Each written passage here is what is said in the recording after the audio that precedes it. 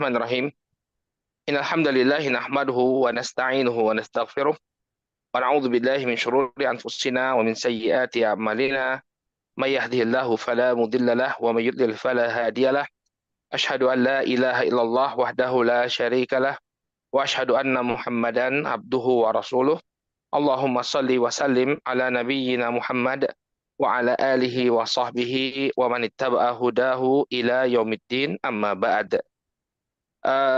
Saudaraku kaum muslimin yang dirahmati oleh Allah, alhamdulillah puji syukur kita panjatkan kepada Allah Subhanahu wa taala atas segala nikmat yang telah Allah Subhanahu wa taala anugerahkan kepada kita semua. Salawat serta salam semoga senantiasa tercurah kepada junjungan kita Nabi Muhammad, kepada keluarga, para sahabat dan pengikut beliau hingga akhir zaman. Insya Allah di kesempatan hari ini kita akan kembali melanjutkan pelajaran fikih kita. Pada pertemuan yang pertama kita telah beri mukaddimah, ya, pendahuluan yang berkaitan dengan fikih, apa yang dibahas dalam fikih, kemudian juga istilah-istilah yang biasa dipakai oleh para ulama untuk lebih memudahkan kita untuk mempelajari pelajaran-pelajaran selanjutnya. Nah, insya Allah kita sekarang akan membahas tentang masalah toharoh. Ya, ini bab yang pertama atau kitab yang pertama yang biasa dibahas oleh para ulama. Ya, jadi kalau kita lihat kitab-kitabnya para ulama itu biasanya dimulai dari kitab At-Thaharah, ya. Karena yang menjadi rukun Islam, yang menjadi rukun Islam dari amalan yang dilakukan oleh seorang hamba setelah dia mengucapkan dua kalimat syahadah adalah salat. Ya, adalah salat. Kata Nabi SAW, bunyal Islamu ala khamsin, syahadati an la ilaha illallah wa anna Muhammadan Rasulullah wa iqamis shalah wa ita'iz zakah wa hajjil baiti wa shaumi Ramadan. Kata Nabi SAW, Islam itu dibangun atas 5 perkara. Yang pertama mengucapkan dua kalimat syahadah, kemudian menegakkan salat, menunaikan zakat, haji ke Baitullah, dan berpuasa di bulan Ramadan. Nah, salat itu menjadi rukun Islam, ya, menjadi rukun Islam yang kedua setelah dua kalimat syahadah. Dan yang namanya salat, ya, tidak diterima oleh Allah Subhanahu wa taala kecuali dengan taharah terlebih dahulu. Ya, la yaqbalullahu salata ahadikum illa ma'at tahur. Ya, Allah Subhanahu wa taala tidak akan menerima salat salah seorang di antara kalian kecuali dengan bersuci terlebih dahulu, dengan bersuci terlebih dahulu. Oleh karena itulah para ulama menjadikan pembahasan pertama mereka dalam kitab-kitab fikih, ya, ini membahas tentang at-thaharah, ya. At-thaharah sendiri, barakallahu fikum, ya, secara bahasa artinya adalah kebersihan atau menghilangkan kotoran. Ya, taharah itu secara bahasa artinya an-nadhafah, ya, an-nadhafah dan at-takhallus minal adnas, yaitu apa, menghilangkan, ya, artinya kebersihan dan menghilangkan kotoran. Adapun secara syar'i disebutkan oleh para ulama bahwa at-thaharah artinya melakukan, ya, sebuah perbuatan yang dengannya seseorang itu diperbolehkan untuk melakukan sholat. Ya, jadi sebelum dia melakukan sholat, dia harus bersuci terlebih dahulu. Fi'lu ma tustabahu bihi as-shalah. Jadi melakukan suatu perbuatan yang dengannya diperbolehkan untuk melakukan sholat. Ya, seperti wudhu. Ya, seseorang diharuskan berwudhu, disyaratkan berwudhu terlebih dahulu dia sebelum melakukan sholat. Ya. Atau mandi apabila dia dalam keadaan junub. Nggak sah sholat seseorang kalau dia sholat dalam keadaan junub. Tanpa adanya uzur, ya, tanpa adanya uzur tidak diperbolehkan bagi dia untuk melaksanakan sholat, ya, tanpa dia mandi terlebih dahulu. Baik, demikian juga taharah bermakna menghilangkan najis, ya, dari pakaian, ya, menghilangkan najis, izalatun najasah, ya, izalatun najasah, ya, anits tsaubi wal badani wal makan, menghilangkan najis dari pakaian, badan dan tempat, ya.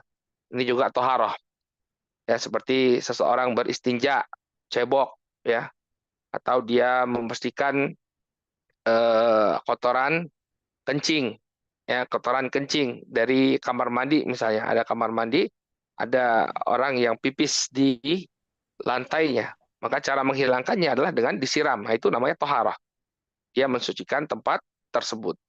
Demikian juga pakaian, ya pakaian yang terkena najis misalnya, ya terkena kotoran, ya, misalnya dia sakit perut, kemudian keluar dan terkena pakaiannya, maka ketika pakaian itu dibersihkan dengan air, itu namanya toharah. Jadi taharah memiliki dua makna. Yang pertama adalah fi'lu ma tustabahu bihi as-salah. Itu melakukan perbuatan yang dengannya dia diperbolehkan untuk melakukan salat, atau izalatun najasah anits tsaubi wal badani wal makan, atau menghilangkan najis dari pakaian, badan, dan tempat. Baik. Nah, sebelum kita masuk kepada teknis taharah, ini ada beberapa hal yang perlu kita ketahui ya. Jadi dalam Islam itu terungkap ya bagaimana syariat itu benar-benar membawa kemaslahatan bagi manusia. Nah, salah satu perkara yang sangat diperhatikan dalam agama kita itu adalah masalah kebersihan. Ya. Ini satu hal yang prinsipil yang merupakan falsafah hidupnya seorang Muslim. Dia itu hidupnya itu harus bersih. Jadi bersih itu adalah urat nadinya kaum muslimin. Ini yang harus kita sadari. Maka cukup menyedihkan kalau kita berkunjung ke sebagian negeri-negeri Islam, kita lihat sampah berserakan di jalanan. Kadang sistem pembuangan limbah mereka asal-asalan. Ya, berbeda misalnya dengan di barat ya. Di barat kita lihat mereka memiliki sistem pembuangan limbah yang cukup baik ya. Demikian juga Wallahu taala alam ya. Saya eh, belum banyak ke luar negeri, baru ke Singapura. Singapura itu bersih sekali ya, karena katanya the finest country katanya, the finest country ya, kota yang paling banyak dendanya katanya. Ya, finest country bukan negara yang paling bagus, tapi negara yang paling banyak dendanya. Karena kalau Anda berbuat sesuatu ya yang mengotori kebersihan, itu dendanya luar biasa. Merokok sembarangan, ngeludah, ya itu sudah kena denda yang luar biasa. Makanya sebenarnya kebersihan itu harusnya menjadi urat nadi kaum muslimin. Karena dalam Islam itu ada syariat toharoh, ada syariat toharoh. Ini falsafah hidup kita adalah falsafah hidup yang bersih ya. Jadi keliru kalau misalnya ada kesan muslim itu jorok, ya itu berarti mereka tidak mengetahui falsafah hidup seorang muslim. Muslim itu bersih. Jadi kalau ada orang Islam jorok, kemudian badannya bau begitu ya, kemudian tidak merawat diri, nah itu kita bisa katakan orang tersebut belum memahami atau belum mengamalkan prinsip Islam. Gimana Ustaz? Apakah benar seperti itu? Islam kok kayaknya kok apa memperhatikan aspek fisik? Iya, aspek fisik itu juga diperhatikan loh dalam Islam. Jadi bukan hanya bukan hanya aspek ini aja, aspek apa namanya? Aspek hati gitu ya. Yang penting hatinya tidak ya. Tidak, tapi juga aspek fisik. Ya, masalah kebersihan itu banyak sekali mendapatkan perhatian dalam agama kita. Yang pertama misalnya perintah untuk berwudu ya, berwudu sebelum sholat. Allah Subhanahu wa taala mengatakan ya ayyuhalladzina amanu idza kuntum ila shalah faghsilu wujuhakum wa aydikum ilal marafiq wamsahu bi ru'usikum wa arjulakum ilal ka'bain. Ya, dalam surat Al-Maidah ayat yang ke-6 ya Allah Subhanahu wa taala mengatakan wahai orang-orang yang beriman, apabila kalian ingin menegakkan salat, maka ya basuhlah muka kalian, tangan kalian sampai ke siku kalian, kemudian usaplah ya kepala kalian, ya usaplah kepala kalian dan juga kaki kalian, dan cucilah kaki kalian sampai kepada kedua mata kaki. Nah, jadi kita sebelum sholat, sebelum kita menghadap kepada Allah Subhanahu wa taala, diperintahkan kepada kita untuk membersihkan diri. Jadi Islam itu sangat memperhatikan kebersihan sampai ketika seorang hamba ingin menghadap kepada Rabb-nya, dia diperintahkan untuk membersihkan dirinya terlebih dahulu. Demikian juga di dalam Islam ya diperintahkan kepada kita untuk mandi. Wah, ini mohon maaf ini Pak Rosid dan rekan-rekan yang lain. Eh, saya nggak mau perhatikan tadi PDF-nya ternyata ada yang missing font. Mungkin Pak Rosid bisa bantu ya cari hadisnya.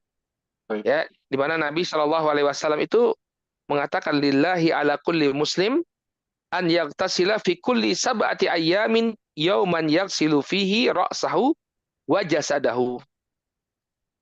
Dalam hadis yang diriwayatkan oleh Al-Bukhari dan Muslim, Rasul Shallallahu Alaihi Wasallam mengatakan hak Allah yang wajib untuk ditunaikan setiap Muslim adalah dia mandi ya 1 hari dalam 7 hari, artinya dalam sepekan dari hari-hari yang ada, di mana dia mencuci atau dia mengguyur kepala dan jasadnya, ya, di mana dia mengguyur kepala dan jasadnya. Dapat nggak Pak Rashid hadisnya?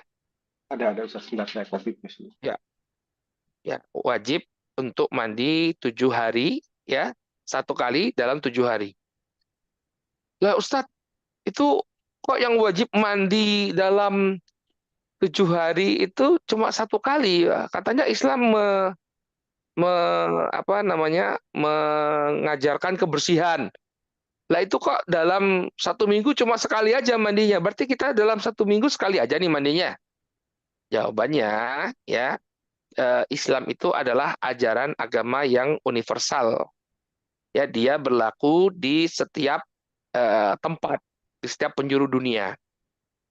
Ada tempat-tempat yang di musim dingin ini akan sangat menyulitkan bagi mereka untuk mandi, dan pada dasarnya selama walaupun berjalan beberapa hari karena cuaca yang cukup dingin, seseorang mungkin tidak akan terasa kotor ya kalau dia tidak mandi. Ya mungkin kalau Pak Rosid di musim winter ya, di musim dingin ya, akan sangat menyulitkan kalau kita mandi setiap hari ya. Kalau sekarang mungkin gampang ya, ada water heater, kemudian ada pemanas ruangan, walaupun di luar sedang turun salju, di rumah tetap hangat ya. Tapi kan zaman dahulu atau orang-orang yang tinggal mungkin jauh dari modernitas, kemudian cuaca dingin akan menyulitkan bagi mereka untuk mandi setiap hari. Ya seperti kami di Yaman. Waktu kami di Damar, di kota Damar di Yaman, itu cuacanya -7 derajat. Enggak, 7 derajat ya, 7 derajat waktu itu ya, bukan -7 derajat. 7 derajat. 7 derajat itu sudah menyebabkan air yang ada di jalanan itu menjadi membeku, walaupun nggak beku persis, jadi ada lapisan esnya di atas. Maka ini cukup menyulitkan kalau kita harus mandi setiap hari ya. Jadi setiap tempat itu berbeda-beda. Maka ketika ada seseorang yang mungkin dia di tempat yang sangat dingin ya, tempat yang dingin yang eh, tidak memungkinkan dia untuk mandi setiap hari, maka paling tidak dia mandi 1 kali dalam sepekan. Jadi walaupun Anda dingin ya, bertempat di tempat yang dingin, paling tidak Anda sepekan itu tetap harus mandi.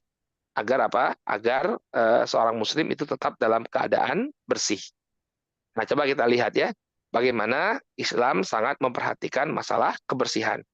Jadi kalau ada orang Islam, apalagi dia tinggal di negara tropis, tapi nggak doyan mandi, nah ini perlu dipertanyakan ya. Maka kita sering lihat ya, kadang-kadang kalau sholat itu orang tercium baunya yang tidak enak. Nah, ini sebenarnya satu hal yang perlu kita benahi dan kita luruskan. Anda sedang menghadap Allah Subhanahu Wa Taala, apalagi sedang melakukan sholat berjamaah ya. Anda hendaknya apa? Membersihkan diri Anda, membersihkan diri Anda. Kemudian juga di dalam Islam ya, saking diperhatikannya permasalahan kebersihan ya, Nabi Shallallahu Alaihi Wasallam itu diperintahkan ya, salah satu perintah kepada Nabi Shallallahu Alaihi Wasallam awal ketika beliau diangkat menjadi Rasul itu adalah membersihkan pakaian. Wasiyabaka fatahhir, dan pakaianmu maka bersihkanlah. Kalau Bapak dan Ibu lihat perintah Allah dalam surat Al-Mudaththir, ya, ayat awal-awal ayat Mudaththir itu, ya ayyuhal mudaththir qum fa'anzir wa rabbaka fakabbir wa thiyabaka fatahhir warujza fahjur. Ya. Kata Allah Subhanahu wa taala, wahai orang yang berselimut. Nah, ini perintah, awal-awal perintah kepada Nabi Shallallahu alaihi wasallam. Ya ayyuhal muddatsir, wahai orang yang berselimut, qum fa'andzir. Berikanlah peringatan, bangkitlah dan berikanlah peringatan. Ya. Qum fa'andzir wa rabbaka fakabbir, dan Rabbmu agungkanlah. Wa siyabaka fatahhir, dan pakaianmu bersihkanlah. Coba kita lihat di sini ya, awal-awal perintah kepada Nabi alaihi salatu wasallam, di antaranya adalah perintah untuk membersihkan pakaian beliau. Berarti pakaian yang bersih ini adalah suatu hal yang dituntut dari kita. Ya, jadi bukan suatu hal yang layak misalnya seorang muslim dalam keadaan mampu dia berpakaian dengan pakaian yang bersih, tapi kemudian dia justru menggunakan pakaian yang kumal. Karena ada sebagian orang yang keliru dalam memahami makna zuhud. Ya, makna zuhud itu dia maknai dengan apa, dengan menunjukkan kekumalan, ya, kotor begitu ya, tidak peduli dengan kebersihan. Ini keliru besar. Orang yang paling zuhud adalah Nabi alaihi salatu wasallam. Kita lihat bagaimana bersihnya beliau. Ya, maka jangan salah paham, karena ada sebagian orang yang mungkin terpengaruh dengan sebagian thariqah sufiyah yang keliru dalam memahami makna zuhud. Mereka mengartikan makna zuhud dengan tampil kucel, dengan tampil kumal. Maka ini suatu kekeliruan. Justru Nabi Shallallahu alaihi wasallam diperintahkan untuk membersihkan pakaian beliau. Kecuali memang kalau dia memang tidak mampu, ya, mampunya hanya pakai baju itu saja, baju yang dia pakai juga untuk kerja, kemudian walaupun dicuci dengan bersih, tidak bisa bersih 100%, ya, tidak bisa kembali kepada warna asalnya, ya sudah. Qadarullahu wa syafa'al. Tapi bagi siapa yang mampu, hendaknya dia menggunakan pakaian yang bersih. Kemudian yang keempat, Islam juga memerintahkan untuk menjaga sunnah fitrah. Ini tolong Pak Rashid dibantu, ya. Nabi Shallallahu alaihi wasallam mengatakan, khamsun minal fitrah. Ada 5 perkara yang termasuk kepada fitrah. 5 hal, maksudnya 5 hal yang selaras dengan fitrahnya manusia. Jadi fitrahnya manusia itu tidak membiarkan hal-hal ini ada pada diri mereka, tapi mereka bersihkan. Yang pertama adalah al-khitan, yaitu berkhitan. Ya, bagi laki-laki ini termasuk fitrahnya. Ya, dia membuang kulit, ya, kulit yang menutupi bagian penisnya, bagian kepala penisnya. Kenapa ini dibuang? Karena yang demikian akan membuat atau menahan kotoran, ya, sisa kotoran dari air kencing. Maka disunahkan untuk berkhitan. Dan itu sesuai dengan dengan fitrahnya manusia. Dan sebenarnya ini ajaran agama samawi, ya. Orang-orang Yahudi mereka berkhitan, ya. Apa bahasanya itu? Circumcision, ya, Pak Circumcision. Rashid, ya. Ya, Ya, betul. circumcision. Jadi mereka orang Yahudi itu mereka berkhitan. Ya, mereka berkhitan. Nah, kenapa kemudian orang-orang Nasrani tidak berkhitan? Nah, itu mereka mengatakan bahwa hukum berkhitan itu adalah hukumnya yang berlaku pada umatnya Nabi Musa, katanya. Adapun kami, menurut Bible, menurut Perjanjian Baru, tidak ada kewajiban untuk berkhitan, kata mereka. Padahal itu adalah ajaran agama samawi. Nabi Ibrahim alaihissalam sebagai Abul Anbiya, sebagai bapaknya para nabi, ya, beliau berkhitan. Kemudian kata beliau alaihissalatu wassalam, wal istihdad, dan juga mencukur bulu kemaluan, ya. Jadi bulu kemaluan ini juga disunahkan untuk dipotong, karena kalau tidak maka dia akan membuat kotor dan menjadi sarang penyakit. Ya, maka di antara sunnah adalah mencukur bulu kemaluan. Ya. Kemudian wa natful ibad. Yang ketiga adalah mencabut eh, 6, mencabut bulu, atau yang ke berapa? Yang ketiga adalah qassus syarib, memotong kumis. Memotong kumis. Ya, jadi kumis itu yang sudah melebihi bibir, yang sudah mulai menutupi bibir, itu dipotong. Para ulama berbeda pendapat tentang mana yang lebih sunnah. Apakah dicukur semuanya atau dipotong ya bagian yang menutupi bibir. Jadi kalau dalam jumhur ya mazhab jumhur para ulama itu dipotong yang menutupi bibir. Ya, mayoritas para ulama mengatakan bahwa kumis itu dipotong yang menutupi bibir. Ya, tapi sebagian para ulama, kalau saya tidak salah ini mazhabnya Imam Ahmad itu membolehkan untuk dicukur semuanya. Jadi kumis itu dipotong semuanya. Ya, karena perintah qassus syarib, ya potongkanlah atau pendekkanlah kumis itu terpenuhi dengan memotong semuanya. Jadi boleh dipotong, boleh juga dicukur habis. Ibaratnya Anda menggunting dengan menggunakan alat cukur, ya dengan menggunakan seperti jilet atau silet, gitu ya. Maka menurut mazhab Imam Ahmad kedua-duanya diperbolehkan karena intinya adalah membersihkan bagian atas bibir kita. Tapi kalau dalam mazhabnya Imam Malik itu nggak boleh. Dalam mazhabnya Imam Malik itu nggak boleh dicukur, jadi hanya boleh dipendekkan saja. Jadi kalau kita lihat ya mazhab Malik itu persebarannya ada di daerah Afrika Utara, ya di daerah Afrika Utara seperti di Maroko, Tunisia, Libya, ya Aljazair. Nah, ini mazhabnya mazhab Maliki. Jadi kalau saya sampaikan ini prakteknya mazhab Maliki ya, Anda bisa lihat itu praktek orang-orang di sana, ya praktek orang-orang di sana. Nah, kalau dalam mazhab Maliki itu tidak boleh dicukur habis, hanya boleh dipendekkan saja. Kemudian kata Nabi Shallallahu Alaihi Wasallam selanjutnya adalah taklim wa taklim al-adhafir. Wa taklimul adhafir yaitu memotong kuku. Ya, memotong kuku. Ya, jadi seorang muslim tidak boleh dia kemudian memanjangkan kukunya. Ya, memanjangkan kukunya. Karena kuku yang panjang ini akan menjadi tempat bersarangnya kotoran. Ya, tempat bersarangnya kotoran. Ya, jadi kalau misalnya ada muslim atau seorang tokoh agama dia memanjangkan apa namanya kukunya, ya maka ini bukan jadi patokan ya karena Nabi alaihi salatu wasallam itu memerintahkan untuk memotong kuku. Demikian juga kata Nabi alaihi salatu wasallam ya wa naftul ibdi dan mencabut bulu ketiak.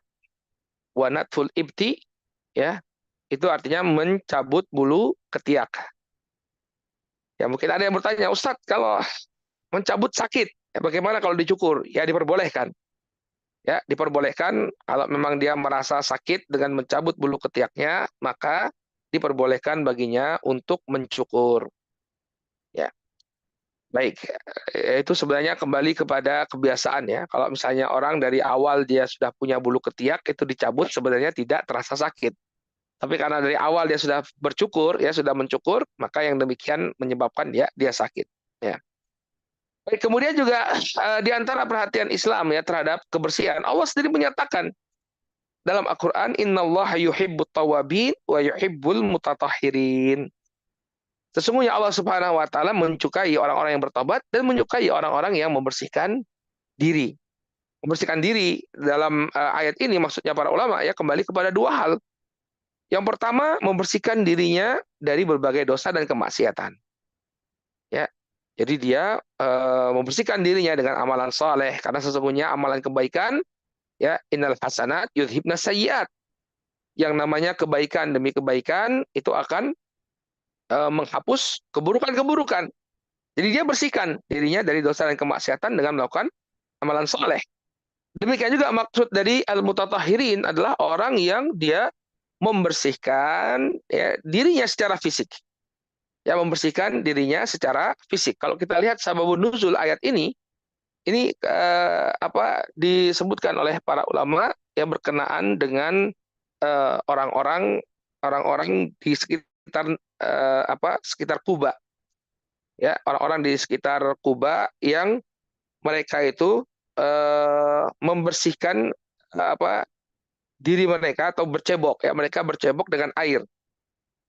Ya, jadi dahulu orang-orang Kuba ya, mereka suka dengan kebersihan ya. Mereka membersihkan diri mereka ketika mandi, mereka mandi dengan sebersih-bersihnya. Demikian juga ketika mereka cebok ya, mereka cebok dengan air sebersih-bersihnya. Maka turun pujian kepada orang-orang yang tinggal di sekitar Kuba. Allah mengatakan Allah Subhanahu wa taala mencintai orang-orang yang bertobat dan orang-orang yang membersihkan dirinya. Baik, ini beberapa hal yang menunjukkan perhatian Islam terhadap kebersihan. Ya. Kemudian manfaat dari toharoh sendiri ya, ini banyak ya disebutkan oleh para ulama, ya dijelaskan oleh para ulama. Ya, di antaranya tadi yang pertama adalah kebersihan adalah sesuatu yang diserukan oleh fitrah. Maka fitrah manusia yang masih bersih dia nggak suka kotor. Coba kita lihat bayi ketika dilahirkan oleh Allah Subhanahu Wa Taala. Kemudian dia keluar sesuatu kotoran, ya dia kencing atau dia buang air besar, dia BAK atau BAB, apa yang dilakukan oleh seorang bayi? Dia akan nangis. Ya, maka ciri bayi itu pipis atau BAB atau BAK, salah satunya adalah dengan tangisan dia menangis. Maka ibunya lihat, ya, oh ini sudah pipis ya. Nah itu fitrah ya, fitrah yang ada pada diri manusia. Dia nggak suka satu hal yang kotor. Nah, cuma kan fitrah ini kadang-kadang dikalahkan oleh kemalasan kita. Coba eh, ibu-ibu yang baru punya baby gitu ya. Dia malas ganti popoknya. Kalau dulu kan popok kena pipis ganti, cuci, kemudian cari popok yang baru, yang kering gitu ya. Kalau sekarang kan sudah ada popok yang bisa berkali-kali dia BAB, BAK ya. Maka ini mengubah fitrah. Akhirnya anak-anak kita bertahan dengan kotoran. Pipis, kemudian diserap oleh popok, kemudian ya sudah, ya dia kembali tenang. Pipis, kemudian tenang. Akhirnya dia dipaksa untuk apa? Dibiasakan untuk beradaptasi dengan kotoran tadi. Padahal sebenarnya nggak suka. Artinya apa? Kalau kita pakaikan popok kain dari awal dia lahir, ya maka dia akan berontak, akan menunjukkan ekspresi ketika kotoran itu muncul. Ya maka kebersihan itu adalah suatu yang disuruh oleh fitrah, dan fitrah manusia yang masih bersih ya dia nggak suka badannya bau, ya ada bau badan, kemudian dia nggak mandi berhari-hari, tubuhnya lengket, ya itu nggak disukai oleh seseorang. Kemudian yang kedua, menjaga kehormatan seorang muslim. Ya, jadi muslim itu punya kemuliaan. Dia bersih dari kotoran, kemudian dia tidak direndahkan karena kotoran yang ada pada dirinya. Jadi seorang muslim itu menunjukkan izzah, sebagaimana Nabi Shallallahu Alaihi Wasallam menunjukkan kemuliaan beliau. Kelihatan bersih, rapi, ya. Inilah yang dituntut dari seorang muslim. Kemudian yang ketiga, manfaat dari kebersihan adalah menjaga kesehatan. Ya, menjaga kesehatan. Yang namanya kesehatan itu sangat identik dengan kebersihan. Sangat identik dengan kebersihan. Makanya kita diperintahkan untuk menjaga kebersihan. Kebersihan pakaian ya dijaga, kemudian ketika makan pun ya kita diperintahkan untuk menjaga kebersihan. Ya, saat ada makanan yang jatuh dibuang bagian yang kotornya, yang bersihnya silakan dimakan. Kemudian ketika makan pun disunahkan untuk mencuci tangan kita, membersihkan tangan kita. Itu semua adalah untuk menjaga kesehatan. Jadi sebelum ada pelajaran-pelajaran masalah higienis ya dalam Islam itu sudah diajarkan masalah higienis. Makanya ketika Piala Dunia di Qatar tahun yang lalu itu banyak orang Barat ya masyarakat Barat yang tercerahkan. Kenapa? Selama ini mereka cuma cebok istinja dengan tisu, dengan menggunakan tisu. Nah, di Qatar pakai tembakan air itu ya, WC-WC-nya ada tembakan air itu ya. Maka mereka mulai cebok dengan tembakan air, akhirnya tercerahkan. Wow, itu bersih sekali ini katanya. Selama ini kok kayaknya masih ada yang kurang pakai tisu gitu ya, tapi sekarang pakai air. Makanya dalam Islam memang diperbolehkan pakai tisu itu suci, tapi lebih utama adalah menyingkirkan najis dengan air. Dan yang keempat, manfaat dari toharoh, yakni agar kita saat kita menghadap kepada Allah Subhanahu Wa Taala, kita menghadap Allah dalam keadaan yang sempurna. Ya, jadi selain hati kita juga kita hadapkan kepada Allah Subhanahu Wa Taala, fisik kita pun menghadap kepada Allah Subhanahu Wa Taala dengan dengan kondisi yang bersih. Baik, wallahu taala a'lamu bissawab. Ya, ini yang menunjukkan kepada kita beberapa perhatian, ya, beberapa perhatian Islam kepada kebersihan. Jadi tidak ada lagi ya paradigma bahwa Islam itu kucel, kotor, tidak ya. Tapi Islam itu harus bersih, ya, indah, rapi. Ya, Nabi SAW pernah ditanya ketika beliau mengatakan, ya, berbicara tentang kesombongan. Nabi SAW mengatakan, la yadkhulul jannah man kana fi qalbihi mithqala dzarratin min kibr. Tidak akan masuk ke dalam surga orang yang di dalam hatinya terdapat sebesar zarrah kesombongan. Maka para sahabat bertanya kepada Nabi SAW, wahai Rasulullah, sebagian di antara kami suka untuk mengenakan sendal yang baik, pakaian yang bagus. Jadi para sahabat itu khawatir kalau kita suka pakai pakaian yang bagus, pakaian yang indah, sendal yang bagus, ini dikategorikan sebagai sombong. Maka Nabi SAW mengatakan, Innallaha jamil yuhibbul jamal. Ya, sesungguhnya Allah Subhanahu wa taala itu maha indah dan mencintai keindahan. Sesungguhnya Allah itu maha indah dan menyukai keindahan. Al-kibru batarul haq wa ghamtun nas. Yang namanya sombong itu adalah menolak kebenaran dan meremehkan manusia. Itu namanya sombong. Tapi kalau Anda, artinya apa? Anda menggunakan sesuatu yang indah, itu selaras dengan apa yang Allah inginkan. Karena Allah itu maha indah dan mencintai keindahan. Sekali lagi, Bapak dan Ibu rahimakumullah, Islam adalah agama yang sangat menjunjung tinggi ya keindahan, menjunjung tinggi kebersihan, sehingga ini pula yang harus menjadi prinsip hidup kita. Seorang muslim itu harus apa? Harus bersih, harus rapi, harus indah kelihatannya. Baik, wallahu taala a'lam. Nah, sekarang kita masuk ke dalam pembahasan ya masalah eh, apa yang dipakai untuk bertoharoh. Ya, jadi para ulama menyebutkan bahwa yang dipakai untuk toharoh itu adalah air. Jadi untuk bersuci, ini hukum asalnya adalah kita bersuci dengan air. Air itu adalah media bagi kita untuk bersuci. Ini hukum asalnya ya, kita nggak berbicara terlebih dahulu ya tentang dengan tanah atau dengan batu ya. Ini lain masalah ya, tapi hukum asalnya ya yang dipakai untuk bersuci itu adalah air. Ya. Dan air ini dari berbagai sumber, bisa dari hujan, sungai, ya, kemudian telaga, kemudian sumur dan lain-lain. Maka air yang berasal dari sumber-sumber ini ya dia dipakai untuk bersuci. Dalam Al-Qur'an Allah Subhanahu wa taala berfirman, "Wa anzalna minas sama'i ma'an tahuran." Dan kami turunkan dari langit air yang sangat bersih. Ya, jadi Allah Subhanahu wa taala turunkan air dari langit itu dalam keadaan sangat sangat bersih.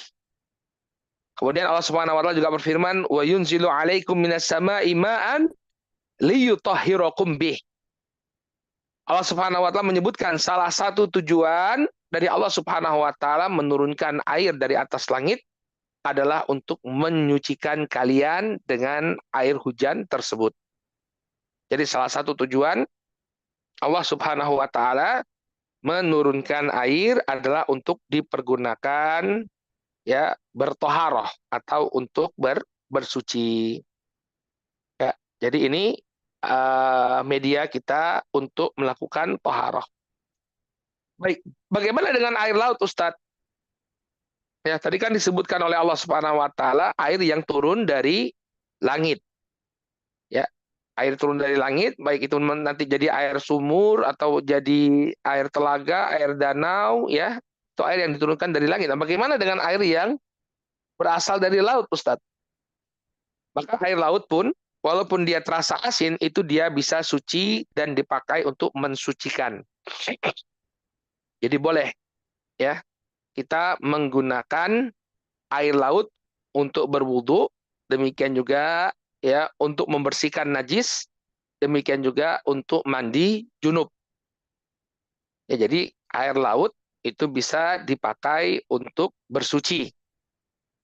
Allah Subhanahu wa taala telah menjadikan air laut itu suci, ya. Nabi Shallallahu alaihi wasallam pernah ditanya. Jadi ada sebagian para sahabat yang suka melaut.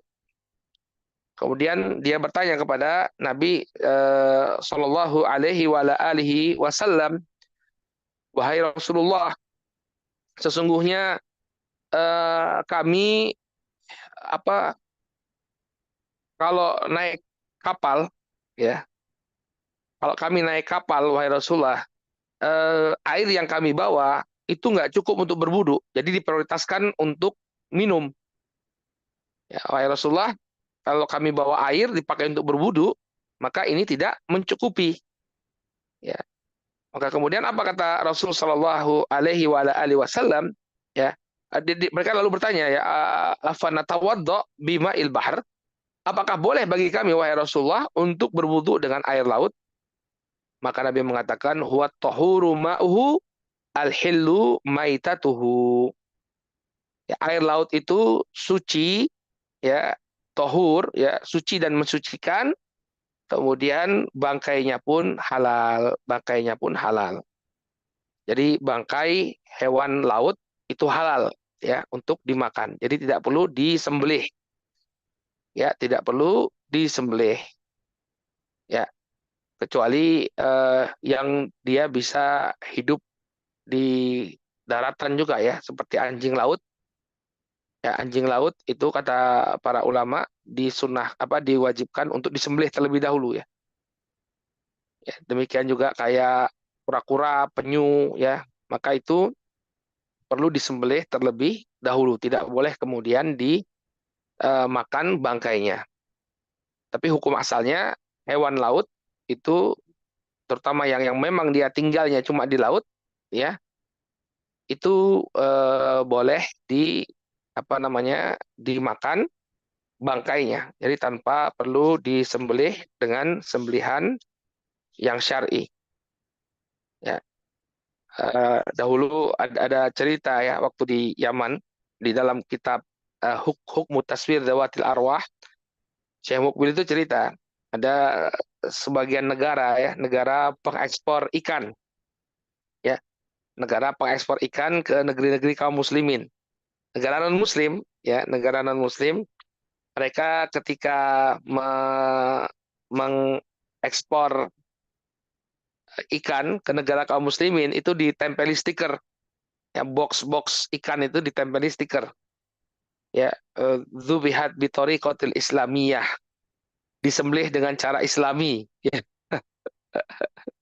Padahal apa yang namanya ikan, ya, tidak perlu disembelih dengan cara yang syar'i. Artinya kita ada bangkai saja, dapat bangkai, maka yang demikian diperbolehkan bagi kita untuk memakannya tanpa disembelih terlebih dahulu. Baik, kita kembali ke pembahasan kita, ya, bahwa air laut, ya, air laut itu suci dan mensucikan sama seperti air biasa. Nah, kemudian karena kita akan berinteraksi dengan air ini dalam bersuci, kita perlu mengenal jenis-jenis air. Ya, jenis-jenis air itu disebutkan oleh para ulama ada 4 jenisnya. Ya. Yang pertama adalah air yang tohir mutahhir. Tohir al-mutahhir, ini air yang mensucikan, air yang suci dan mensucikan. Ini jenis air yang pertama. Ya, jenis air yang pertama. Apa yang dimaksud dengan air yang suci dan mensucikan? Yaitu air, ya, air mutlak, air yang kita dapati di sungai, air yang kita dapati di laut, air yang kita dapati dari hujan, ya, air yang kita dapati di sumur, itu namanya air. Maka air ini suci dan mensucikan. Hukumnya suci dan mensucikan. Boleh kita pakai untuk bersuci. Ya. Dalilnya adalah kisahnya Nabi Shallallahu Alaihi Wasallam saat beliau alaihi salatu wasallam melihat ada seorang Arab Badui yang kencing di masjid. Ya, hadisnya diriwayatkan oleh Al-Imam Al-Bukhari dari Abu Hurairah radhiyallahu taala anhu, bahwa dahulu ada Arab Badui yang kencing di masjid. Kemudian Nabi Shallallahu Alaihi Wasallam ketika itu para sahabat ingin menegur laki-laki tersebut, ingin menghentikan kencingnya. Padahal dia lagi kencing nih ya. Maka Nabi mengatakan, biarin aja dia kencing. Nah, ada hikmah di sini ya kata para ulama. Kenapa Badui tadi dibiarkan oleh Nabi alaihi salatu wassalam untuk melanjutkan kencingnya? Adalah kencing di masjid adalah sebuah kemungkaran. Karena kalau dia ditegur, diperintahkan untuk menghentikan kencingnya, akan terjadi kemudaratan yang lebih besar. Apa kemudaratan yang lebih besar? Yang pertama itu akan membahayakan kesehatannya. Orang lagi pipis, kebelet, udah keluar, stop, stop, stop. Nah, ini akan menyebabkan kemudaratan bagi dia. Karena air itu sudah saatnya untuk keluar. Dan kemudian akan muncul kemudaratan yang lebih besar lagi. Kalau misalnya dia diperintahkan untuk stop, ada orang bilang, ayo stop, stop. Lalu dia melihat ke sana, ke kanan, ke kiri, dia mencari-cari siapa yang menyuruh dia berhenti, maka kemungkinan besar air kencingnya itu akan semakin tersebar di masjid. Nah, itu kemungkinan yang lebih besar. Maka cukup dia biarkan saja, nanti air kencingnya itu akan fokus ke satu titik, baru kemudian Nabi perintahkan, wahariku ala baulihi sajlan min ma'in au dhanuban min ma'.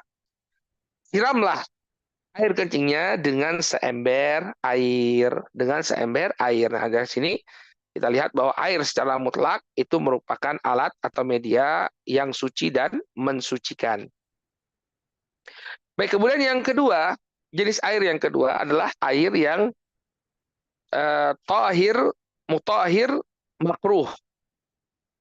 Tahir al-mutahhir al-makruh. Air yang suci dan mensucikan tapi makruh. Yaitu air musyammas. Air musyammas itu air yang dibiarkan terkena sinar matahari. Air yang ditampung di bejana, ya, air yang ditampung di bejana, kemudian dia terjemur matahari. Ya, terjemur matahari. Maka ini dihukumi sebagai air yang suci dan mensucikan, tapi makruh untuk dipergunakan. Ya, kenapa? Karena bisa menyebabkan penyakit belang di kulit. Nah, penyakit belang. Ya. Tapi kalau misalnya dia tidak menimbulkan penyakit belang, maka dia kembali ke hukum yang pertama, suci dan mensucikan. Makanya sebagian para ulama mengatakan bahwa ini tidak berlaku di semua tempat. Kalau di Indonesia, air yang disimpan di suatu bejana, kemudian disiram oleh matahari atau diterangi oleh matahari, kena sinar matahari, yang demikian tidak memudaratkan. Tapi di sebagian tempat di Timur Tengah, itu bisa menyebabkan kulit itu belang. Maka tidak semua air yang kena matahari itu menjadi air yang tohir, mutohir, makruh. Jadi Imam Syafi'i sendiri, sebagaimana yang disebutkan dalam fikih al-manhaji, ya beliau mempersyaratkan bahwa dia dimakruhkan apabila memang berpengaruh pada kesehatan. Namun apabila tidak berpengaruh pada kesehatan, ya tidak ada hukum makruh pada air tersebut. Kemudian yang ketiga adalah air yang suci tapi tidak mensucikan. Dia bukan najis. At-tahir ghairul mutahhir. At-tahir ghairul mutahhir. Air yang suci tapi tidak mensucikan. Ya, apa itu? Jadi air mustakmal. Air mustakmal itu air yang sudah dipakai untuk bersuci. Misalnya begini. Ya, coba ini surahnya atau harus diketahui ya bagaimana sih wujudnya air mustakmal. Misalnya begini, ya, seorang suami dan istrinya. Mereka ingin berwudu. Ya, kemudian suami itu berwudu terlebih dahulu, lalu air wudunya ditampung. Air wudunya ditampung di sebuah ember. Nah, kemudian istrinya juga mau wudu. Dia bilang, "Mah, ini air bekas wuduku, pakai lagi deh." Oh ya, nah ini nggak boleh. Kenapa? Itu air mustakmal, air yang sudah dipakai untuk bersuci. Nggak boleh lagi dipakai untuk bersuci. Tapi apakah airnya najis? Jawabannya nggak najis. Nggak najis airnya. Cuma karena dia sudah pernah dipakai untuk bersuci. Ya dulu ada sahabat, ya kalau saya tidak salah Hudzaifah, atau Jabir ya, Jabir bin Abdillah itu pernah dia di wudhunya Nabi ditampung kemudian disiramkan. Waktu itu dia tidak sadar ya dalam keadaan sakit, lalu Nabi berwudu, kemudian air wudunya disiramkan kepada Jabir bin Abdullah. Ini menunjukkan bahwa air bekas wudu tidak najis, tapi dia tidak mensucikan, nggak boleh lagi dipakai untuk bersuci. Ya. Demikian juga air yang sudah bercampur dengan zat lain yang tidak terpisahkan, misalnya air kopi, air teh, ya. Ini kan air Ustadz ya. Apa ada apa sekarang istilahnya itu air apa yang bercampur ya. Air apa pun ya, minum air jahe atau air apa yang sudah bercampur dengan zat yang lain sehingga berubah namanya, tidak lagi disebut sebagai air, kopi, teh, ya maka ini tidak dia suci tapi tidak mensucikan. Jadi nggak boleh misalnya wudhu pakai air kopi gitu ya atau air kelapa ya karena itu bukan air ya, tidak disebut sebagai air gitu ya. Air kelapa itu bukan air. Kalau dicek kadar H2O-nya nggak murni H2O gitu ya, tapi sudah berubah. Maka ini tidak disebut sebagai air ya, karena sudah bercampur dengan zat yang lain dan sulit untuk dipisahkan. Kemudian yang keempat adalah air ya al-ma'u al-mutanajjis, air yang sudah ternajisi, air yang sudah ternajisi. Maka air yang sudah terkena najis dan jumlahnya kurang dari 2 kullah itu ya 216 liter ya, 216 liter. Ya, ini maka tidak boleh ya, airnya najis ya. Nggak boleh dipakai untuk bersuci dan dia najis, harus dibuang. Ya, jadi misalnya ada tempat penampungan air, kemudian kemasukan bangkai. Ini sering sekali ya saya ditanya tentang tempat penampungan yang kemasukan bangkai tikus. Bangkai tikus itu najis. Maka kalau jumlahnya kurang dari 2 kullah itu harus dibuang airnya karena airnya najis. Tapi kalau dia lebih dari 2 kullah ya itu dilihat apakah dia berubah warna, rasa dan baunya. Kalau nggak berubah sama sekali maka buang bangkainya, selesai. Tapi kalau berubah warnanya atau berubah rasa dan baunya, walaupun dia lebih dari 2 kullah, maka dia harus dibuang, tidak boleh dipakai untuk kemudian bersuci karena sudah merubah apa zat dari air tersebut. Baik. Kemudian pertanyaan selanjutnya ya, masalah selanjutnya yang berkenaan dengan air. Ini biasanya muncul dari negara-negara modern yang mereka menggunakan air daur ulang. Ya, air daur ulang ya, recycle. Air yang di recycle seperti di Singapura. Ya, di Singapura itu mereka punya gerakan New Water. New Water itu adalah air tampungan dari apa dari kotoran sebenarnya ya. Air dari kamar mandi, bekas mandi itu kemudian masuk ke sistem pengairan mereka, lalu dilakukan destilasi atau filterisasi. Ya, dibuat filterisasi sehingga betul-betul terpisahkan antara kotoran dengan air. Maka ini sudah dibahas tentunya oleh para ulama karena memang masalah air ini adalah masalah yang sangat krusial. Di antaranya oleh Hay'ah Kibarul Ulama dari Kerajaan Saudi Arabia, ya mereka menyatakan bolehnya menggunakan air daur ulang untuk digunakan bersuci apabila telah kembali pada unsur alaminya.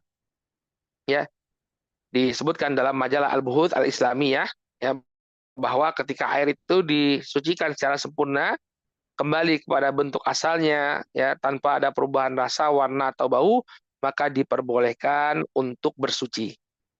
Ya bahkan diperbolehkan untuk diminum. Jadi air minum itu boleh. Kecuali menimbulkan kemudaratan bagi kesehatan. Nah, ini jadi pelarangannya bukan karena kesuciannya. Kalau kesuciannya udah beres. Tapi karena misalnya air itu menimbulkan masalah pada kesehatan, maka tidak diperbolehkan untuk diminum. Tapi dari kesucian tidak ada masalah sama sekali. Jadi bagi Bapak dan Ibu yang mungkin hidup di sebagian negara yang menggunakan air daur ulang tidak ada masalah. Dan ini juga fatwanya MUI ya, fatwa dari Majelis Ulama Indonesia, itu diperbolehkan bagi kita untuk menggunakan air daur ulang. Ya, air daur ulang. Dan yang terakhir masalah yang akan kita bahas, kita angkat di hari ini adalah tentang bejana penampung air.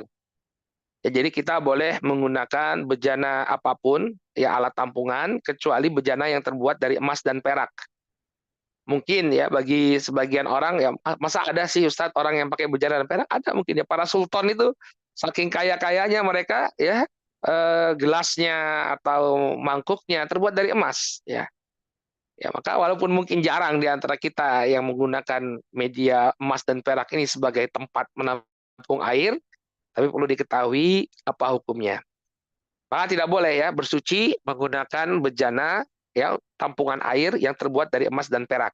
Hukumnya haram. Nabi mengatakan la tashrabu fi aniyati dhahabi wal fiddah wa la ta'kulu fi sihafiha. Janganlah kalian minum dari bejana emas dan perak, dan jangan pula kalian makan dari piring-piring yang terbuat dari keduanya. Maka nggak boleh ya kita menggunakan wadah penampung air yang terbuat dari emas dan perak. Kalau emas mungkin jarang lah, tapi kalau perak mungkin ada ya. Karena perak itu harganya sekarang tidak terlalu tinggi ya, rendah sekali harganya. Jadi bisa jadi orang punya mangkuk dari perak gitu ya. Nah, misalnya berwudu dengan air yang ditampung dari perak, ya ditampung dari bejana perak, yang demikian tidak diperbolehkan. Ya, kecuali peraknya itu hanya sebagai penambal. Nah, dulu Nabi SAW pernah menggunakan eh, gelas ya yang bocor, kemudian ditambal dengan perak. Maka dari sini para ulama menyebutkan boleh menggunakan wadah yang tidak terbuat dari perak, tapi hanya tambalannya saja. Yang demikian diperbolehkan, insya Allah. Tapi bagaimana hukum wudhunya Ustadz kalau dia wudhu dengan menggunakan bejana dari perak? Jawabannya wudhunya sah, tapi dia berdosa. Ya, wudhunya sah, tapi dia berdosa. Ini sama hukumnya dengan orang yang sholat. Sholat di rumah yang dia dapatkan dengan cara yang haram. Misalnya dia ngerampas rumah orang. Kemudian dia sholat di rumah tersebut. Apakah sholatnya sah? Jawabannya sah sholatnya. Tapi dia telah berdosa karena melakukan atau menggunakan sesuatu yang diharamkan. Wallahu taala a'lam bishawab. Mungkin ini yang bisa kita sampaikan. Ya, alhamdulillah banyak yang kita dapatkan dari apa yang dijelaskan tadi. Insya Allah di pertemuan yang akan datang kita akan bahas tentang macam-macam najis. Jadi mengenal macam-macam najis ini berfungsi, ya fungsinya adalah agar kita tahu bagaimana cara membersihkannya. Jadi najis itu banyak sekali macamnya, ya banyak sekali yang beredar di tengah-tengah kita, ya kotoran-kotoran itu, maka bagaimana cara menghandle kotoran tersebut apabila pakaian kita terkena atau bagian rumah kita terkena, ya ini ada penanganannya sendiri-sendiri. Insya Allah kita akan bahas di pertemuan yang akan datang bismillah taala. Wallahu taala a'lamu bishawab. Kita cukupkan dulu sampai di sini. Kemudian kalau ada yang ingin bertanya, kami persilahkan. Baik. Alhamdulillah. Kalau Ya, silakan Pak Rashid. ya. Baik, teman-teman semua, kalau ada yang mau bertanya langsung, silahkan langsung di-unmute dan atau raise hand, nanti kita bertanya. Bisa juga lewat chat ditanyakan. Namun sambil menunggu dari teman-teman, pertanyaan saya ada beberapa nih Ustaz. Yang Ya, pertama mungkin kita mulai dari yang paling akhir aja ya, Ustaz, dari air nih. Tadi kan ada air yang terkontaminasi oleh bangkai atau oleh sesuatu yang busuk ya, sehingga membuat itu menjadi berbau atau berubah warna, atau ya. walaupun jumlahnya sudah 2 kula. Nah, seandainya nih Ustaz, kita mau menggunakannya, lalu kita godok dulu, kita sucikan dulu, misalnya bukan kita sucikan, kita olah dulu nih. Kita godok, kita masukkan ke dalam saringan sehingga keluarnya menjadi berjernih lagi. Itu menjadi suci atau enggak, Ustaz? Atau tetap tidak boleh digunakan, Ustaz? Eh, cara mensucikannya bagaimana? Kalau caranya cuma digodok, itu tidak mensucikan. Caranya adalah dengan mengambil air tersebut, ya, mengambil air tersebut, sejumlah airnya, kemudian kita masukkan ke tempat yang volumenya 2 kula. Hmm. Nah, kalau begitu itu bisa mensucikan dia. Tapi Oh, menghilangkan baunya dulu. Kalau misalnya baunya sudah hilang, ya. Kemudian misalnya ada pakai kaporit itu ya, pakai kaporit ya, ya. pakai kaporit. Kalau jumlahnya sudah lebih dari 2 kula, kemudian dia pakai suatu zat sehingga hilang bau dan ininya.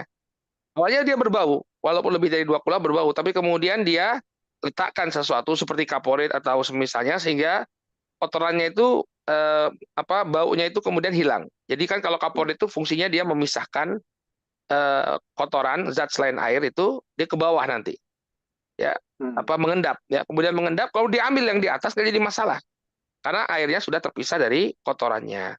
Tapi Hmm. kalau tidak, ya, maka tidak boleh dia pergunakan. Kalau misalnya digodok, saya nggak tahu digodok apa bisa menghilangkan bau. Kayaknya nggak bisa Oh, menghilangkan bau deh. nggak bisa ya kayaknya. Ya, Ya, oke. tapi kalau misalnya memang baunya itu hilang, insya Allah nggak jadi masalah. Ya. Hmm. Baik. Alhamdulillah. Bisa kelas Ustaz. Untuk air ini juga Sebentar, kembali ke kayaknya belum belum ini ya. Coba saya ulangi lagi. Kalau ya, misalnya airnya itu tadi ya jumlahnya 2 kula, jadi air yang ya. ingin dibersihkan itu lebih dari 2 kula, maka eh, kalau kita ambil langsung itu nggak boleh. Kenapa? Karena airnya masih bau. Tapi kalau misalnya dia letakkan sesuatu sehingga baunya tadi hilang, maka nggak jadi masalah. Nah sekarang permasalahannya, misalnya dia ada satu sumber air masih bau, lalu dia ambil satu ember. Ya, dia ambil satu ember. Lalu satu ember ini kan jumlahnya tidak sampai 2 kula. Ulah. Maka untuk mensucikannya nggak bisa hanya sekedar difilter atau direbus. Kalau Hmm. dia cuma ngambil satu ember tadi. Kenapa? Karena jumlahnya tidak sampai 2 kula. Cara membersihkannya bagaimana satu ember ini? Dia harus campurkan dengan 2 kula. Jadi setelah dia bersihkan, tadi hilang baunya, dia masukkan lagi ke suatu wadah yang jumlahnya 2 kula. Kan karena sudah tidak ada lagi bau, kemudian dimasukin lagi ke tempat yang 2 kula, maka air itu bisa dipergunakan. Jadi harus ada wadah wadah sebesar 2 kula terlebih dahulu yang menjadi media untuk mensucikan air tadi setelah dihilangkan baunya. Tapi kalau misalnya bau itu dihilangkan dari tempat yang volumenya lebih dari 2 kula, maka itu sudah mencukupi. Jadi yang penting dibersihkan saja baunya sehingga selesai, dia bisa langsung pakai. Tapi kalau ngambilnya secara parsial, maka bagian yang masih berbau ini dia hilangkan baunya, lalu untuk mensucikannya dia campur ke dalam satu bak yang volumenya lebih dari dua kula. Kalau kita lihat fatwanya MUI tentang air recycle tadi seperti itu. Jadi dia harus dicampurkan dengan air yang volumenya 2 kula untuk mendapatkan status suci. Begitu, Pak Rashid. Baik. Alhamdulillah. Baik, Ustaz. Berikutnya saya, saya ingatkan lagi bisa bertanya langsung baik yang sesuai dengan topik atau yang tidak sesuai topik. Ini apa? Kaidah-kaidah dalam mencari air yang mensucikan ya, Ustaz. Eh, jadi misalnya gini nih, ada air tadi yang terkontaminasi oleh bangkai di rumah kita ya, di tempat kita. Dan kita tidak, misalnya nggak ada masjid yang dekat, jadi kita berwudu harus di rumah. Yang mana yang lebih utama? Tapi tetangga kita punya air bersih nih, Ustaz. Misalnya nih, eh, yang mana yang lebih kaidahnya? Apakah kita mencari dulu air yang bersih dulu, dan kalau itu sudah tidak ada, baru kita mengolah air yang terkontaminasi, atau kita langsung saja mengerjakan sesuatu yang ada di depan kita, nih, Ustaz. Misalnya kalau di sini, kalau saya kebetulan Eh, kan dingin nih, Ustaz, kalau musim winter ya.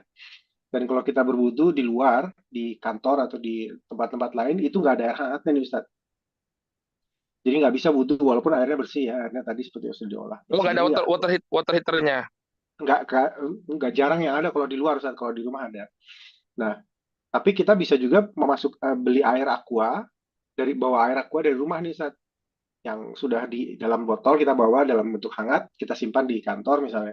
Dan nanti kalau berwudu, kita pakai itu. Nah, sekarang maksud saya kaidahnya kita mencari yang suci dulu, yang nomor satu tadi, air yang suci yang menyucikan, atau yang ada aja, Ustaz. Apa aja yang ada dulu gitu. Itu gimana, Ustaz? Kaidahnya sebagai kita sebagai muslim ini dalam mencari sesuatu membolehkan pilihan kedua itu, apakah kita harus mencari pilihan pertama dulu dan kalau nggak ketemu baru pilihan kedua, atau kita yang mencari yang paling convenient, paling paling apa ya, paling paling nyaman buat kita saat itu aja itu.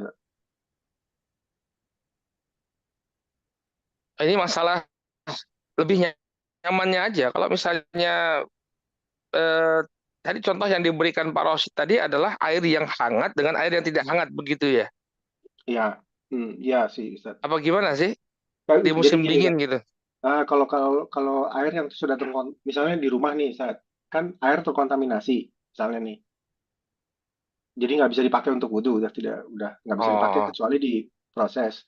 Tapi tetangga kita punya sumber air yang bersih misalnya. Apakah kita harus ke tetangga dulu minta air sedikit dalam satu botol untuk wudhu, atau kita bisa mengolah apa yang kita punya, bisa jadi masalah convenience nih.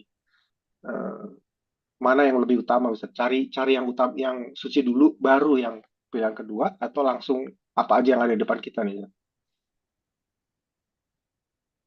Allah Taala alam ad-dararu yuzal ya, yang membahayakan itu dihilangkan. Jadi lebih utama bagi dia untuk membersihkan airnya terlebih dahulu, insya Allah itu yang lebih utama. Ya, jadi kalau bisa dia bersihkan sumber air, karena najis itu memang satu hal yang harus dibuang. Ya, nanti kita akan sampai pada apa? Pada bab ya bahwa najis kotoran itu suatu hal yang harus kita buang, apalagi pada tempat-tempat yang sangat penting seperti sumber air. Sehingga kalau Hmm, ditanya, kalau kasusnya seperti yang disebutkan oleh Pak Rosid tadi, dia bersihkan air sumber air yang ada di rumahnya itu yang lebih utama daripada dia kemudian meminta ke tetangga. Kecuali apabila dia sudah sangat memerlukan air ya dan tidak tidak cukup waktu untuk menunggu sumber airnya bersih, maka tidak mengapa dia mencari ke tetangga terlebih dahulu. hmm, Tapi kalau misalnya dia masih punya waktu, misalnya ketahuan airnya terkontaminasi bangkai waktu subuh, dia udah sholat subuh, kemudian jam agak siang sedikit baru ketahuan airnya terkontaminasi, waktu duhur masih panjang, maka hmm, dia fokus terlebih dahulu untuk membersihkan sumber airnya. Nah, kecuali misalnya dia ketahuannya habis maghrib, dia butuh wudhu untuk sholat isya, sedangkan dia batal, maka lebih utama dia meminta kepada tetangganya terlebih dahulu sebelum dia membersihkan sumurnya, karena waktunya itu sempit. Tapi intinya mendahulukan menghilangkan kemudaratan itu lebih didahulu. hmm. Baik, Ad-dararu yuzal, dalam kaidah fikih disebutkan ad-dararu yuzal, yang namanya kemudaratan itu harus dihilangkan. Ya, baik. Alhamdulillah. Jazakallah khair Ustaz. Ini ada ya, pertanyaan, ada yang titip pertanyaan nih, Ustaz. Kalau hukumnya menggunakan parfum atau pewangi silakan. untuk sholat, Ustaz. Ya, ya, mengandung alkohol. Kalau tidak ada alkohol nggak ada masalah. Kalau ada Baik. alkoholnya ini pun tidak masalah ya. Banyak fatwa dari para ulama yang mengatakan tidak semua alkohol itu dihukumi sebagai homer. Maka alkohol yang ada pada minyak wangi tidak dihukumi sebagai homer sehingga diperbolehkan bagi kita untuk menggunakan parfum walaupun itu mengandung alkohol. Ya, Hmm. Baik. Baik. Satu lagi, Ustaz, ini mengenai toharoh, terutama kalau teman-teman atau saya terutama ya, kalau keluar negeri itu kan toilet-toilet umum itu nggak ada bidenya ya, nggak ada semprotannya nih, Ustaz. Kalau pakai tisu yang kita basahi dengan air itu boleh, Ustaz. justru tidak dibasahi dengan air. Jadi istinja nanti kita akan sampai pada istinja. Ya, Ya. syarat istinja dengan sesuatu selain air itu sesuatunya itu harus kering. Karena Oh, batu yang dipakai, ya batu, ya zaman Nabi SAW itu istinjanya dengan batu. Nah, makanya kata para ulama, sesuatu yang boleh dipakai untuk eh, istinja selain air adalah sesuatu yang dikiaskan dengan batu. Maka dia misalnya harus punya syarat permukaannya kasar. Jadi ya. tisu itu bukan satu hal yang gitu, tapi dia harus ada kasar-kasarnya. Kemudian yang kedua, dia tidak lembab, ya. Batu itu kering, maka tisunya itu harus kering. Justru kalau tisu basah dia tidak membersihkan dari najis. Ya Ah, tidak membersihkan dari najis. Maka justru tisu basah itu tidak mensucikan, dia membersihkan. tapi tidak mensucikan. Jadi misalnya Anda ingin bersuci, ya misalnya pakai tisu kering itu tidak yakin gitu kan, maksudnya kurang sek gitu ya. Ya nggak apa-apa, Anda pergunakan tisu basah, ya Anda pergunakan tisu basah terlebih dahulu sampai kemudian yakin kotorannya sudah hilang, kemudiannya baru dengan tisu kering. Nah, Jadi yang pertama itu adalah untuk membersihkan linadhofah, kemudian yang kedua dengan menggunakan tisu kering itu adalah untuk litoharoh, untuk kesucian, untuk kesucian. Dan ini pun sama sepertinya seperti kita mencuci baju. Ya, mencuci baju itu dia tidak menghilangkan najis kalau dicuci dengan air sabun. Ya, karena yang mencucikan itu adalah air mutlak.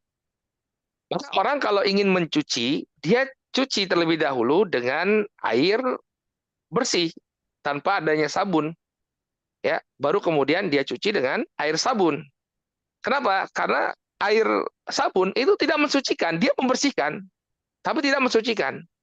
Karena yang diperintahkan atau yang disebutkan dalam Al-Quran mensucikan itu adalah air murni. Air murni itulah yang dipakai untuk mensucikan, bukan air sabun. Jadi air sabun itu adalah untuk membersihkan. hmm, Makanya nanti kita akan sampai pada cara mencuci baju. Ya, mencuci baju itu bisa dilakukan dengan dua cara. Yang pertama, Anda cuci dengan sabun terlebih dahulu, ya. Ini untuk kebersihannya. Kemudian yang kedua, setelah itu Anda bilas dengan air murni tanpa menggunakan pewangi. Produknya begitu dia dikeringkan itu adalah baju yang bersih dan suci. Dia sudah dibersihkan dengan sabun lalu disucikan dengan air murni. Atau cara yang kedua, ya, dicuci terlebih dahulu dengan air murni. Jadi ketika mengisikan air ke mesin cuci tidak menggunakan sabun sama sekali. Lalu diputar, diputar kemudian dibuang airnya. Baru kemudian air yang kedua menggunakan sabun. Tapi cara yang pertama itu lebih efisien. Kalau cara yang kedua lebih repot. Ya, jadi nah, bisa dengan dua cara. Yang penting apa? Baju yang kotor itu dibersihkan dengan air mutlak, dengan air yang murni. Ya, jadi kalau misalnya tidak dibersihkan dengan cuma pakai air sabun saja, tanpa dibilas dengan air bersih, dengan air bersih, ya air murni, dia baru bersih saja, tapi belum suci. Jadi bedakan antara bersih dan suci. Ya, bersih. Misalnya orang eh, ada baju yang terkena kencing, pakai sabun, hilang, tapi dia belum suci. Kenapa? Karena belum terkena air air bersih, air yang belum dicampur dengan sesuatu apapun. Makanya kita penting untuk mengenal empat jenis air. Air yang mensucikan, tohir, mutohir adalah air mutlak. hmm. Sabun itu tidak mensucikan, tapi dia membersihkan. Begitu Pak Rashid. Oh, Masya Allah. Ini jadi muncul pertanyaan baru nih, Ustaz. Jadi mengenai menghilangkan najis ini, Gimana? Gimana? penggunaan penggunaan mesin cuci modern ini gimana, Ustaz? Karena biasanya kan kita masukkan barang maksudnya pakaian nih ke dalam mesin cuci, kita masukkan tablet tablet sabunnya itu, ya udah Ya, langsung dia jalan sendiri kan. Jadi dia mencuci, terus dia membilas dan spin supaya jangan terlalu basah. bilasnya kan pakai air bersih. Pak, iya pakai air bersih, cuman kan Membilasnya kan pakai air murni, selesai. eh, jadi nggak ada masalah dia masukin situ karena kita juga kan nggak tahu tuh. Udah selesai, udah sesuai itu. Oke. Nggak ada masalah. Yang penting ketika ketika Anda membilas tidak menggunakan pewangi. Nah, itu dia. Ah, Karena air yang menggunakan pewangi dia sudah keluar namanya dari air mutlak. Nah, masalahnya kan ah, sekarang ada produk ya, pewangi, Molto atau Dowry apa-apa kan yang ah, dicampur di bilasan terakhir. Nah, kalau oke. misalnya ini dicampur tanpa air itu pernah dicuci dengan air mutlak, maka dia nggak suci. Makanya saya Oh, bilang tadi, kalau bilas cukup dengan air biasa tanpa menggunakan pewangi. oh. Tujuannya agar apa? Agar dia suci, gitu. Jadi Ya. jangan pakai Nah, kalau pewangi misalnya istilahnya. pakaiannya nggak terkena najis, ya kalau misalnya Ah, pakaian pakaian dia nggak terkena najis, artinya misalnya gini Pak Rosid, orang kalau pipis selalu bersih, bajunya nggak pernah kena cipratan kencing atau kena madhi kan laki-laki kan kalau melihat ya. sesuatu yang apa menaikkan syahwat kan dia keluar madhi, madhi kan najis. Nah, tapi kalau dia nggak pernah seperti itu, sebenarnya bajunya itu dalam keadaan suci walaupun sudah pernah dipakai loh. Ya, Maka kalau Anda misalnya tidak punya kebiasaan kayak bajunya itu ada najisnya, mau pakai sabun pun nggak jadi masalah tanpa harus pakai air mutlak. Tapi kalau untuk lebih suci lagi ya, biar kita selamat dari dari kotoran, ya sudah. Salah satu fase pencucian tersebut adalah dengan kemudian bukan artinya ada air kemudian dicemplungin ya, tapi airnya itu diguyurkan. Sebenarnya mesin cuci modern seperti itu, nggak jadi masalah. Karena airnya itu diguyurkan, dikenakan pada pakaiannya. Bukan kemudian sudah ada air terlebih dahulu, lalu dimasukkan. Nah, itu airnya jadi mutan najis. Jadi air yang bersih kemasukan najis. Nah, kalau dia kurang dari 2 kullah, jadi najis airnya. Tapi kalau misalnya pakaian dulu, lalu kemudian diguyurkan air, maka justru air ini akan membersihkan pakaian tersebut. Gitu, Pak. Ya, siap. Makasih Ustaz. Dia nggak ada pertanyaan. Ini pertanyaan di luar topik nih Ustaz dari saya. Ini di masjid silakan. di sekitar saya ini gini Ustaz, waktu masuk zuhur kalau menurut aplikasi dan menurut kita melihat matahari, bayangan kita ya masuk zuhur itu sekitar jam 1 lewat 2, jam 1 lewat 5 menit Ustaz. Tapi di masjid yang terdekat saya ini itu kalau azannya itu jam 1.15. Selalu jam 1.15. Apapun alasannya, waktunya berubah kapanpun 1.15 baru azan. Nah, pertanyaan saya, saat yang tepat untuk sholat rawatib, untuk sholat qobliyah zuhur ini ya, Ustaz, itu setelah masuk zuhur menurut aplikasi Muslim Pro dan sebagainya, atau menunggu muazin selesai azan dulu, baru kita sholat rawatib, Ustaz. Ini gimana hukumnya, Ustaz? Ya, pelaksanaan sholat itu sudah diperbolehkan, syaratnya sholat itu diperbolehkan setelah masuknya waktu. Ya, setelah Hmm. masuknya waktu, bukan setelah adzan. Hmm. Ya, karena adzan itu bisa dimundurkan waktunya. Sehingga kalau seseorang ingin melaksanakan sholat sunnah rawatib sebelum dikumandangkannya adzan, maka sholat sunnah rawatibnya itu boleh, sah. Nah, Karena yang menjadi patokan adalah masuknya waktu sholat, bukan adzan. Nah, ini sering terjadi di kantor-kantor di Indonesia. Mereka menetapkan pokoknya mau jam berapapun duhurnya, jam 12 adzannya. Seperti di kampus kami di Universitas Islam Indonesia, itu di masjid besarnya, adzan itu jam 12. Mau jam setengah 12. Sekarang kan kalau sekarang di Jogja 11.34 itu sudah adzan. Tapi azan zuhurnya itu jam 12. Maka apakah jam 11.34 sudah boleh sholat sunnah rawatib? Jawabannya sudah diperbolehkan. Bahkan sholat zuhur aja boleh sebenarnya. Kenapa? Sudah masuk waktu. Ya, syarat sahnya sholat adalah sudah masuk waktu, bukan setelah berkumandangnya adzan. Sama seperti kita buka puasa. Ya, masjid kok belum adzan ini, padahal sudah masuk waktu berbuka. Boleh nggak kita berbuka walaupun masjid belum adzan? Jawabannya diperbolehkan. Sehingga kalau ditanya apakah boleh melaksanakan sholat sunnah rawatib ya sebelum berkumandangnya adzan, jawabannya diperbolehkan. Wallahu a'lam. Alhamdulillah, Ustaz. Ya, Kalau nggak ada pertanyaan dari teman-teman, mungkin habis pertanyaannya, Ustaz. Untuk hari ini, mungkin kita bisa summary-kan dan kita tutup aja untuk hari ini, Ustaz. Baik.